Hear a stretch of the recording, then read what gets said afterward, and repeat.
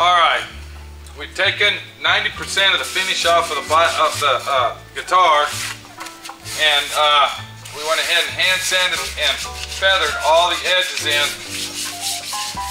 back to where it is. Now, this guitar is basically ready to go ahead and repaint, okay? But before we paint it, we're actually going to do some relicking out on the guitar, alright? And what we're going to do is we are going to go ahead and make marks on the guitar that make it look relic, so when I paint it and then I go ahead and relic it out again, it's going to look like it's the original finish that has been used and abused. So let's go ahead and do that, and what I'm going to do, I'm going to get my bridge out. Where did I put my bridge? Because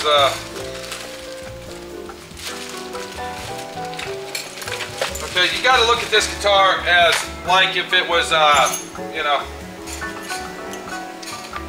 keep in mind when you're doing this, keep in mind as you're looking at the guitar of what would happen to it if it was, you know, an authentic, original, vintage, classic guitar. What would happen to it?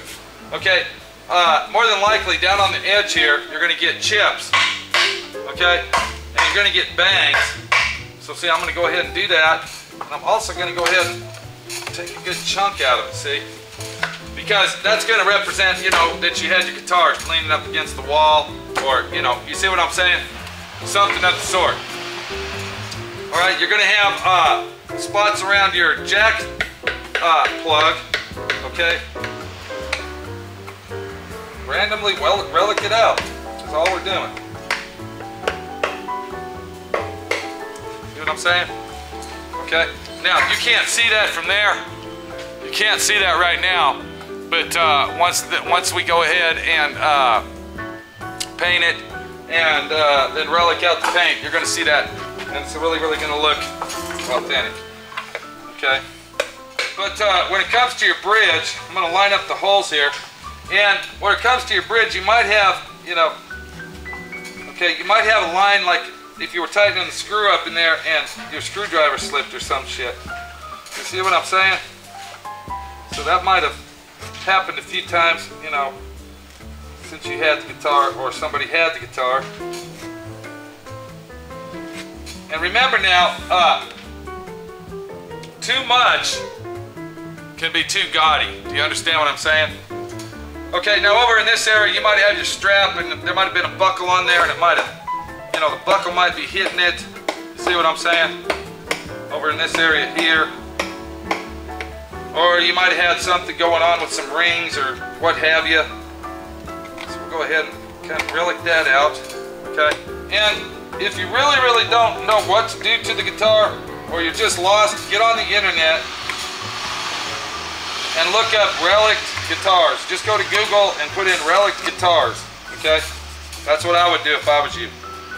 Alright? Now of course right in this area here, see, we're going to have to go ahead and sand that down to bare wood. Because, get rid of this tiger look. Because what we're going to do right here where the knobs are, if you notice when you turn your knobs, your finger rubs, I'm going to lightly sand that around there. And so you can see bare wood where the bare wood was. So I'll go ahead and take my DA sander.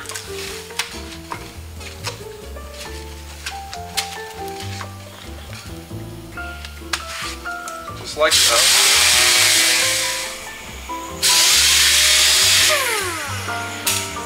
Okay, I think we got it.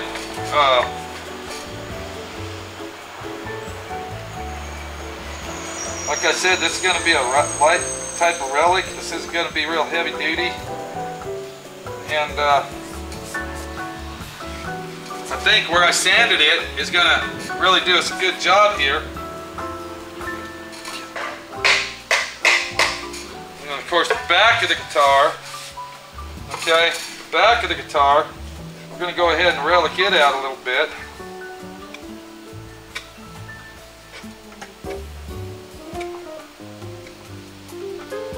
Okay, this is where our strings would go in. And then of course we're going to have belt buckle rash, this, that, and the other, so we'll go ahead and, you know, very lightly, that's all we're doing.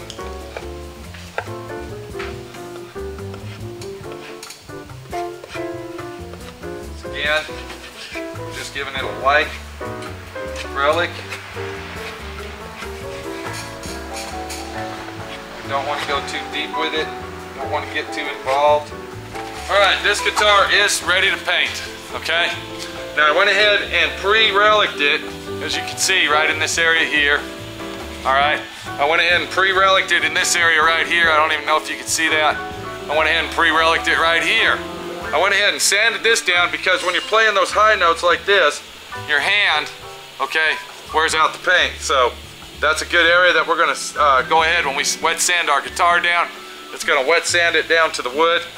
I went ahead and sanded this down to bare wood right in this area because your fingers, okay, using your fingers after years and years is gonna wear the paint out around our knobs. So we'll go ahead and do the same thing there. This is our knobs right here, not there. I went ahead and reliced this out right here because when you're playing your guitar like this, okay, you're gonna wear that area out right in there. And no, we're not gonna make it that fat. We just know that there's bare wood there, so when we sand it down, this stuff here ain't gonna show, okay? I went ahead and reliced it out here, and I took all the paint off the back because that's really where it wears out the most from playing it up against you and rubbing up against your belt, this, that, and the other. So, this guitar is ready to paint. The next thing we're gonna do is paint that thing. We're gonna put white epoxy primer on it, okay, as a base coat. Then we're gonna paint it orange. We were gonna put flames on it, but you know what? This is a freebie, no fucking flames, okay? We're getting a free fucking paint job here. We're getting a free fucking relic job, all right? Let's not fucking get greedy about it. Do you see where I'm coming from? Because you get greedy about it, that's when the fucking, you don't fucking really need it, okay? So be happy with what you fucking got, and everything else that goes with that. So there you go, all right? You're gonna get your fucking orange guitar. It's gonna be reliced out, but let's not fucking get greedy, okay? This is Pete.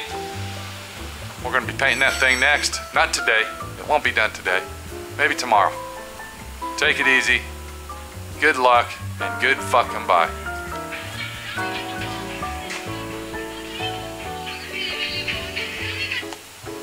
Southwest.